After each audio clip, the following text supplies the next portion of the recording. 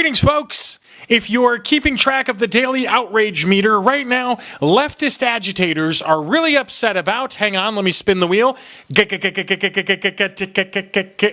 immigration! Imagine that. More specifically, they're upset about detained people at the border. Children, technically. Democrats, progressives, and liberals alike are claiming the current massive movement of outrage stems from separating children from their parents. But that policy, which was first started during the Clinton administration, ended last week after President Trump signed an executive order. Now, considering how responsive he was to their cries and protests, Democrats should be singing Trump's praises this week. But they're not.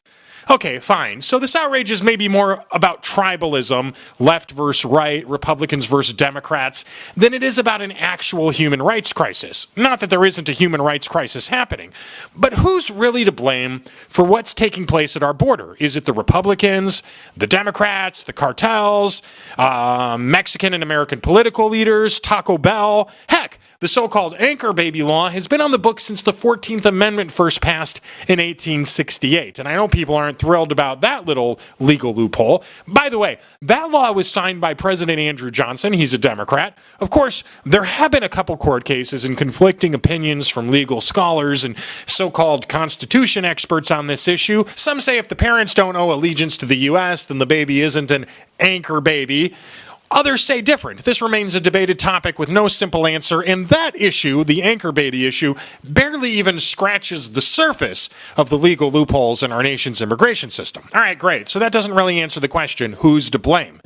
Well, in the year 1980, that marked a crucial moment for America's immigration crisis. That's when President Jimmy Carter signed the Refugee Act. The Refugee Act, kind of a big deal. It helped get America, get America up to date with the United Nations human rights standards. More specifically, the 1958 UN Convention and 1967 Protocol relating to the status of refugees. So that policy, this policy, the Refugee Act, was a crucial turning point for the border crisis. That's when a large-scale migration of hundreds of thousands of Central Americans began flowing into the U.S., and we hadn't seen these kinds of refugee immigrant numbers since basically the end of World War II. So, is Jimmy Carter to blame? Or Andrew Johnson? After all, they signed those laws, right?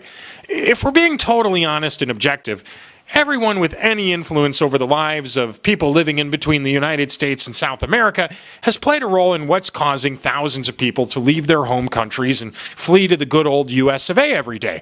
But there is one person who has had a considerable influence on the current migration crisis over the past decade, and I'll give you a hint. His name isn't Trump. In May of 2011, President Obama traveled to the Rio Grande Valley sector of our border. While he was there, he pushed for immigration reform, which is the Democrats' fancy way of saying amnesty. President Obama proudly told reporters that the border was a safe place.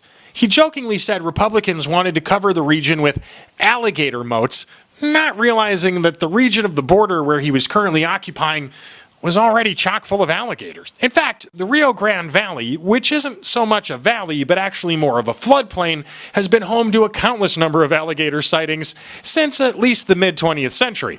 Not surprisingly, if you live in the Rio Grande Valley, alligators are the least of your concern. Cartel kidnappings, murder, blackmail, rapes, those are far more pressing issues that concern the locals. Heck, you can eat an alligator if you encounter one and catch it and make dinner out of it, but you can't eat a cartel gunman. At least, I don't think you'd want to. All you can do if you live in Mexico is run from these people and try to dodge their bullets. That's a consequence of Mexico's strict gun laws. Only criminals have guns, and it's part of the reason why the cartels are such a problem.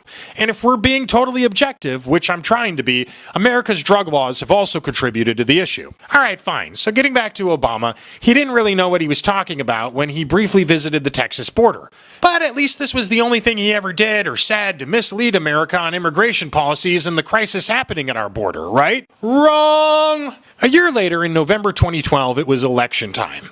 While everyone was babbling on about Mitt Romney's hatred of Sesame Street and his obsession with Russia, during the debates, Obama accused Mitt Romney of a 1980s foreign policy, even though the Cold War was over. The media had a big laugh, everyone thought it was cute. But immigration wasn't that important to people in the November 2012 election, at least not as much as it was in the 2016 election. However, Obama again promised to get lawmakers to advocate for amnesty, which he called comprehensive immigration reform. Obviously, Obama won that election, and now he had to come through on his promise. So in December of 2012, Obama signed an executive order for DACA, the Dreamers, otherwise known as the Deferred Action Program. The policy would essentially give temporary legal status to the children of people who illegally migrated into our country. Of course, the people who Obama was directing this policy towards were no longer children. They were now adults after having been in the United States for many years. Again, this policy only temporarily helped millions of illegal immigrants avoid deportation. Illegal immigration numbers increased substantially after DACA was signed by Obama. Both a Department of Homeland Security intelligence report and a border control study stated that DACA was frequently mentioned by detained individuals as the reason for coming over the border. So in May of 2013, President Obama traveled to Central America, where he met with leaders from Belize, El Salvador, Guatemala, Honduras, Nicaragua, and Panama. By the end of that summer, the number of unaccompanied minors at our border doubled to 20,000.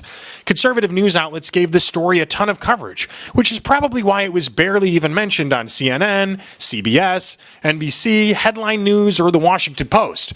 The White House estimated an 850% increase in the number of unaccompanied children at the border. In response to this increase in unaccompanied alien children, the Department of Homeland Security posted job openings to facilitate 65,000 unaccompanied alien children. Good Lord, that's a lot of kids. Now, in January 2014, the federal government took bids for vendor contracts to help handle 65,000 unaccompanied alien children. The following month, Obama made a one-day, unscheduled visit to Mexico to meet with President Enrique Peña Nieto. Around the same period of time, we also learned from internal administration DHS documents that the refugee status loophole was now being used by both criminal cartels and potentially by Central American governments to send prison inmates into the United States. Then, in June of 2014, 10,000 unaccompanied alien children from El Salvador, Guatemala, Honduras, and Nicaragua crossed over the border. Despite the fact that government documents said otherwise, the White House claimed they never saw these refugee children coming. Internal documents from March 2014 revealed that was a lie. In June 2014, Obama requested $3.7 billion with a B from Congress to help with the border crisis. Hidden inside the budget bill, Obama sought taxpayer funds for lawyers to aid the unaccompanied alien children and their families. That means you're paying for their lawyers. Obama kept asking for more money to help with the border crisis while simultaneously suggesting our borders weren't unsafe. In the meantime, Amnesty International and the United Nations released reports suggesting the migrant children were being raped and exploited by cartels, coyotes, and other kinds of human traffickers. Obama ignored the obvious consequences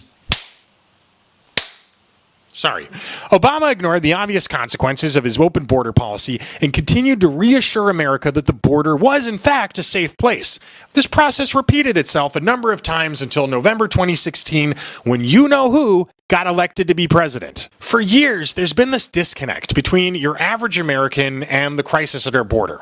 Look, don't be surprised and don't feel bad. Besides a countless number of blatant lies from our federal government and elected officials on the issue, the border is also a place where local journalists and news outlets are prevented from reporting the truth. After all, if a journalist from a border town runs a story about the kidnappings, rapes, and tortures happening at our border, they run the risk of being murdered by cartel gunmen, which is an almost daily occurrence. And since national news companies like CNN and the Washington Post only regurgitate information that they get from smaller local media outlets, for years we've been almost blind to something that was happening right in our own backyard. But now, Americans are waking up from a long, deep sleep. Some might call it a nightmare.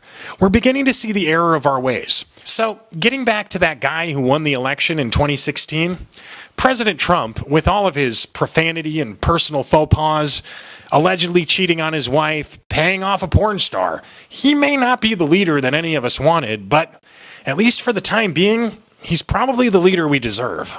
I'm Ken Webster Jr. Don't forget to subscribe to my channel and check out my podcast, Pursuit of Happiness Radio, which can be heard every night on KPRC AM 950 in Houston, Texas.